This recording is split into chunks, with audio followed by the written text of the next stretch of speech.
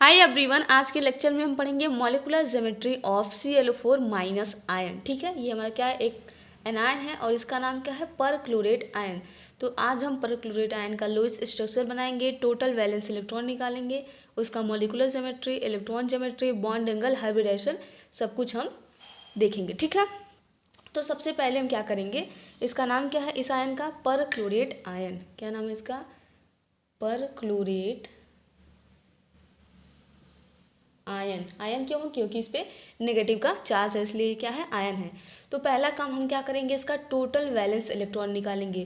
Chlorine का valence electron कितना होता है, 7 होता है, प्लस ये हमारा Cl हो गया।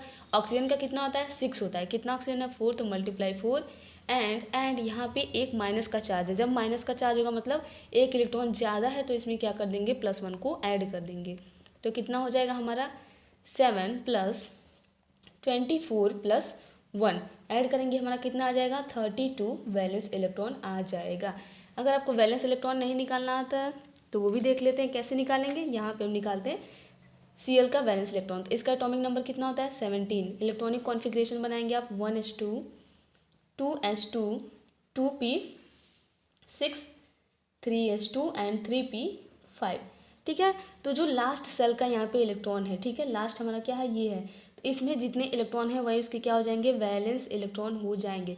तो इसमें कितना इलेक्ट्रॉन है, 5 एंड 2 कितना हो गया, टोटल 7 इलेक्ट्रॉन है इसके पास, तो इसलिए हमने यहाँ पे वैलेंस इलेक्ट्रॉन 7 लिखा है। अगर ऑक्सीजन की बात करें, यहाँ पे हम ऑक्सीजन का निकालते हैं। ऑक्सीजन का एटॉमिक नंबर कितना होता है, 8 होता है। तो क्या हो जाएगा हमारा, 1s2 2s2 2p4। ठीक है, 10 हो गया टोटल, 8 हो गया, 4 2 6 2 8। तो इसका लास्ट सेल क्या है, ये वाला है। तो इसमें कितना इलेक्ट्रॉन है, 6 इलेक्ट्रॉन है। तो ये इसका क्या हो जाएगा, वैलेंस इलेक्ट्रॉन हो जाएगा, इसलिए हमने इसका 6 रखा है। क्लोरीन का क्या है, 7 है।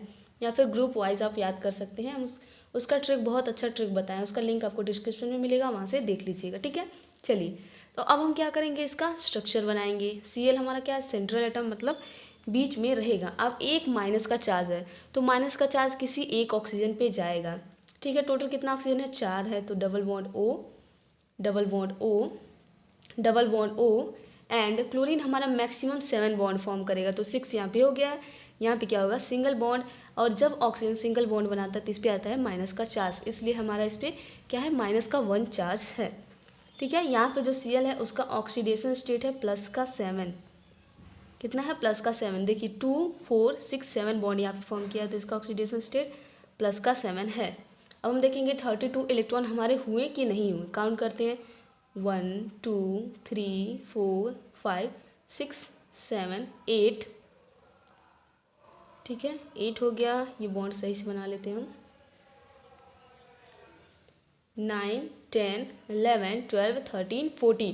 टोटल हमारे कितने इलेक्ट्रॉन हो गए, यहाँ पे हो गया 14 इलेक्ट्रॉन हो गया। तो 32 माइनस 14, 32 माइनस का 14 इलेक्ट्रॉन, तो कितना इलेक्ट्रॉन हमारा बचेगा, तो यहाँ पे हमारा आएगा 18। ठीक है, 18 इलेक्ट्रॉन अभी हमारा बचा है। अब देखते हैं सबका ऑक्टेट यहाँ पे कंप्लीट है कि नहीं। क्लोरीन के पास कितना इलेक्ट्रॉन है, 1 2 3 4 5 6 7 8 9 10 11 12। ठीक है, 13 14, टोटल 14 इलेक्ट्रॉन है क्लोरीन के पास। क्यों है, क्योंकि इसके पास डी ऑर्बिटल होता है, वैकेंट डी ऑर्बिटल होता है, जिसमें इलेक्ट्रॉन क्या होता है, चला जाता है, इसलिए इसका एक्सटेंडेड ऑक्टेट दिखाता है। इस टाइप के हम आयंस को या फिर मॉलिक्यूल को बोलते हैं हाइपर वैलेंट मॉलिक्यूल। ठीक है, क्योंकि ऑक्टेट से ज़्यादा इलेक्ट्रॉन इसके पास है। अब देखते हैं ऑक्सीजन के पास 8 इलेक्ट्रॉन हुए या नहीं। 1 2 3 4 5 6 7 8। इसके पास 1 2 3 4 5 6 7 8। इस ऑक्सीजन का 1 2 3 4 5 6 7 एंड 8।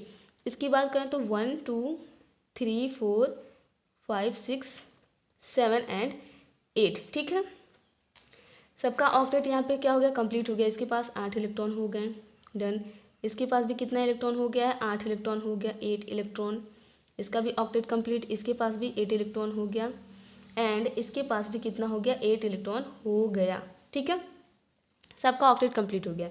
ये जो हमने यहाँ पे स्ट्रक्चर बनाया है, सबका इलेक्ट्रॉन यहाँ पे हमने रिप्रेजेंट किया है, इसी को हम बोलते हैं लुईस स्ट्रक्चर। क्या बोलते हैं, लुईस डॉट स्ट्रक्चर या फिर इलेक्ट्रॉन डॉट स्ट्रक्चर हम इसको बोलते हैं। अब हम क्या करेंगे, स्टेरिक नंबर निकालेंगे। स्टेरिक नंबर कैसे निकालेंगे, स्टेरिक नंबर का फॉर्मूला क्या होगा, स्टेरिक नंबर, ठीक है। इलेक्ट्रॉन हम काउंट कर लेते हैं, यहाँ पे कितना हुआ था 18 हमारा इलेक्ट्रॉन बचा हुआ था, तो कितना लोन पेयर है 1 2 3 4 5 6 7 8 9 लोन पेयर था। 9 लोन पेयर में कितने इलेक्ट्रॉन होंगे, 18 इलेक्ट्रॉन होंगे, तो टोटल हमारा 32 वैलेंस इलेक्ट्रॉन हो गया। स्टेरिक नंबर क्या होता है, sigma bond plus lone pair, sigma bond plus lone pair, LP means क्या होगा, लोन पेयर होगा। तो सिग्मा बॉन्ड क्या होगा, सिंगल बॉन्ड में एक सिग्मा बॉन्ड होता है, डबल बॉन्ड में भी एक सिग्मा होता है, एक पाई होता है, ठीक है। यहाँ भी डबल बॉन्ड है तो क्या होगा, एक सिग्मा होगा, एक पाई होगा। यहाँ पे भी क्या होगा, एक सिग्मा होगा, एक पाई बॉन्ड होगा। तो हमें क्या देखना है, सिर्फ सिग्मा बॉन्ड, चाहे बॉन्ड डबल हो, सिंगल हो, ट्रिपल हो, सब में केवल एक ही सिग्मा बॉन्ड होता है। तो यहाँ पे टोटल कितना बॉन्ड बना है, 1 2 3 4, तो यहाँ पे टोटल सिग्मा बॉन्ड कितना हो गया, 4 हो गया। लोन पेयर क्लोरीन के पास क्या कोई लोन पेयर है, नहीं है, 0 है, तो ये हो गया 0। तो स्टेरिक नंबर कितना आएगा, 4। स्टेरिक नंबर 4 आएगा तो हाइब्रिडाइजेशन हो जाएगा sp3, एक s orbital 3 p orbital mix होगा, तो यहाँ पे क्या बनेगा sp3 हाइब्रिडाइजेशन। अब आगे बढ़ते हैं, तो इसका हाइब्रिडाइजेशन हमने क्या निकाला है, हाइब्रिडाइजेशन आया था हमारा sp3। अगर sp3 हाइब्रिडाइजेशन आएगा तो उसका ज्योमेट्री, ज्योमेट्री का दूसरा नाम है इलेक्ट्रॉन ज्योमेट्री, क्या होगा, टेट्राहेड्रल होगा, टेट्राहेड्रल, ठीक है। बनाते हैं हम, कैसे बनेगा टेट्राहेड्रल, ये हो गया हमारा क्लोरीन सेंटर में, then double bond oxygen, double bond oxygen, double bond oxygen and single bond oxygen, और इस पे चार्ज था माइनस का। तो ये है हमारा टेट्राहेड्रल स्ट्रक्चर, ठीक है। ये क्या है, टेट्राहेड्रल है। अगर इसके मॉलिक्यूलर ज्योमेट्री, ठीक है, या फिर जिसका दूसरा नाम है शेप, अगर ज्योमेट्री बोलेगा मतलब इलेक्ट्रॉन ज्योमेट्री की बात करा, शेप बोलेगा तो मॉलिक्यूलर ज्योमेट्री, तो ये भी क्या होगा, ये भी इसका टेट्राहेड्रल ही होता है। क्यों, क्योंकि इसके पास कोई भी लोन पेयर नहीं है क्लोरीन के पास, तो जब किसी के पास लोन पेयर नहीं होगा तो उसका ज्योमेट्री और शेप क्या होता है, दोनों सेम ही होता है। तो क्लोरीन के पास कोई लोन पेयर नहीं, इसलिए इसका ज्योमेट्री एंड शेप दोनों क्या होगा, टेट्राहेड्रल होगा। अगर बॉन्ड एंगल की हम बात करें, बॉन्ड एंगल क्या होता है, दो बॉन्ड के बीच का एंगल, इसके बीच का एंगल, इसके बीच का एंगल, इसके बीच का एंगल एंड इसके बीच का एंगल, तो सबके बीच का एंगल सेम ही होगा, चाहे इसकी बात करें, इसकी बात करें या फिर इसकी बात करें। तो कितना होता है वो बॉन्ड एंगल, बॉन्ड एंगल होता है हमारा 109 डिग्री, ठीक है। टेट्राहेड्रल का बॉन्ड एंगल कितना होता है, 109 डिग्री होता है, और इसमें भी क्या होगा 109 या फिर जो बोले 109 डिग्री होता है। तो बॉन्ड एंगल इसका क्या है, 109 डिग्री। तो ये था हमारा पर क्लोरेट आयन के स्ट्रक्चर के बारे में, इसका हमने स्ट्रक्चर देखा है, लुईस स्ट्रक्चर बनाया, टोटल वैलेंस इलेक्ट्रॉन निकाला, हाइब्रिडाइजेशन क्या है sp3, ठीक है।